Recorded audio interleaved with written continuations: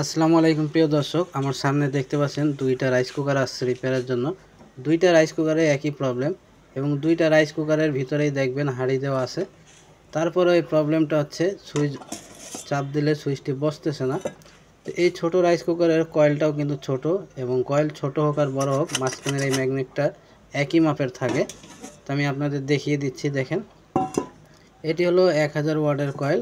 এর যে ম্যাগনেট আর এই ছোট কয়েলের একই ম্যাগনেট, একই সাইজের ম্যাগনেটের সাইজ সব এক থাকে।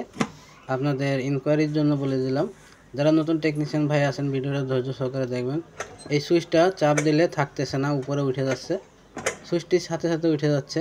এই ছোট রাইস কুকারের একই প্রবলেম। দেখেন রাইস কুকারে হাঁড়ি দেওয়া অবস্থায় যদি সুইচ উঠে যায় কি করে রিপেয়ার করবেন আমি এই ভিডিওতে দেখাবো। মাত্র 3 মিনিটের ভিডিও। দেখতে পাচ্ছেন এই হাঁড়ি দেওয়া আছে, তারপরেও সুইচটি চাপ দিলে বসতেছে না। তো আমি এই রাইস কুকার দিয়ে আপনাদের দেখিয়ে দিব যে কেন এই প্রবলেমটা আছে। তো আমাদের চ্যানেল এখনও যারা সাবস্ক্রাইব করেননি, চ্যানেলটি সাবস্ক্রাইব করে বেল আইকন অন করে দিন, এরকম নতুন নতুন শিক্ষণীয় ভিডিও সবার আগে পাওয়ার জন্য। আর যারা আগে থেকে সাবস্ক্রাইব করে রেখেছেন তাদেরকে অসংখ্য ধন্যবাদ।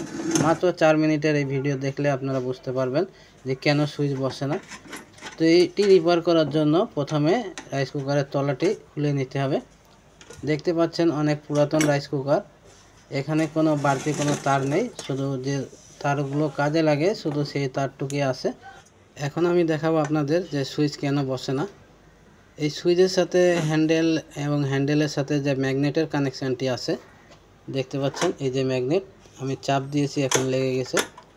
তো এটি মূলত রাইস কুকারটি ভুট করা আছে, এই জন্য এটি চাপ দিলে এখন বসতেছে। রাইস কুকারটি সোজা করলে আর বসবে না। যারা নতুন টেকনিশিয়ান ভাই আছেন ভালোভাবে খেয়াল করেন। এখন আমি দেখাচ্ছি আপনাদের। এই যে ম্যাগনেটের মাঝখানে যে লক আছে, লকের মাঝখান দিয়ে কিন্তু হ্যান্ডেলটি উঠানামা করে। এখন যদি এই ম্যাগনেটটি এভাবে ঘুরে যায় তাহলে সুইচটি আর বসবে না। দেখতে পাচ্ছেন এখানে বেঁধে গেছে। তো এটি খেয়াল রাখবেন। অনেক সময় দেখা যায় রাইস কুকার ব্যবহার করতে করতে রাইস কুকারে যে ম্যাগনেটটি আছে লুজ হয়ে যায়, লুজ হয়ে আস্তে করে ঘুরে যায়। ঘুরে গেলে এই লকের সাথে কিন্তু হ্যান্ডেলটা বাঁধে। এখন আমি দেখেন সোজা করে দিয়েছি, এই দুই লকের মাঝখান দিয়ে এখন বসতেছে। তো এখানে আমি সুইচটি একটু সোজা করে দিচ্ছি, দেখেন এখন ইজিলিভাবে কিন্তু সুইচ অন অফ হবে, সুইচ চাপ দেওয়ার সাথে বসবে। তো আপনারা এই ম্যাগনেটটা খেয়াল করবেন, এই ম্যাগনেটে বেঁধে যায়, বেঁধে যাওয়ার কারণে কিন্তু সুইচটি বসে না। আরও একটি কারণ আছে, ম্যাগনেট দেখাচ্ছে ঠিক আছে কিন্তু এই যে হ্যান্ডেলটি আছে, এই হ্যান্ডেলটি সোজা হয়ে যায়, উপরের দিকে উঠে যায় হালকা। আপনারা একটু চাপ দিয়ে এরকম বাঁকা করে দিবেন, তাহলে হয়ে যাবে। এবং এই ম্যাগনেটটি অবশ্যই টাইট করে দিতে হবে। আমি এই লকটি চাপ দিয়ে ম্যাগনেটটি টাইট করে দিচ্ছি, যেন ম্যাগনেটটি আবার ঘুরে না যায়। তো আপনারা নোজ প্লাস দিয়ে এভাবে চেপে টাইট করে দিবেন ম্যাগনেট। এখন দেখেন সাথে সাথে সুইচ চাপ দিলে বসতেছে।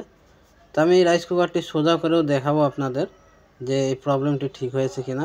খুবই ছোট্ট একটি ভিডিও এবং ছোট্ট একটি প্রবলেম, যারা নতুন টেকনিশিয়ান ভাই আছেন বুঝেন না। তো এই তারগুলো অনেক দুর্বল হয়ে গেছে, তারগুলো আমি পরে চেঞ্জ করে দেব। আমি আগে আপনাদের যে প্রবলেমটি ছিল সুইচ বসে না, এই প্রবলেমটা ঠিক করে দেখাচ্ছি। আমি রাইস কুকারটি এখন সোজা করে দিয়েছি, খেয়াল করেন। এখন যদি আমি সুইচটি চাপ দিই নিচের দিকে, সাথে সাথে দেখেন বসে গেল। তো এইভাবে আপনারা কাজ করবেন, কাজগুলো ভালো হবে ইনশাল্লাহ। আর আমার ভিডিওটা যদি ভালো লাগে লাইক কমেন্ট শেয়ার করতে ভুলবেন না। এরকম শিক্ষণীয় ভিডিও আমাদের চ্যানেলে দেওয়া হয়, তাই চ্যানেলটি যারা সাবস্ক্রাইব করেননি চ্যানেলটি সাবস্ক্রাইব করে আমাদের সাথে থাকুন। আবার দেখা হবে নতুন কোনো ভিডিওর সাথে। আল্লাহ হাফেজ।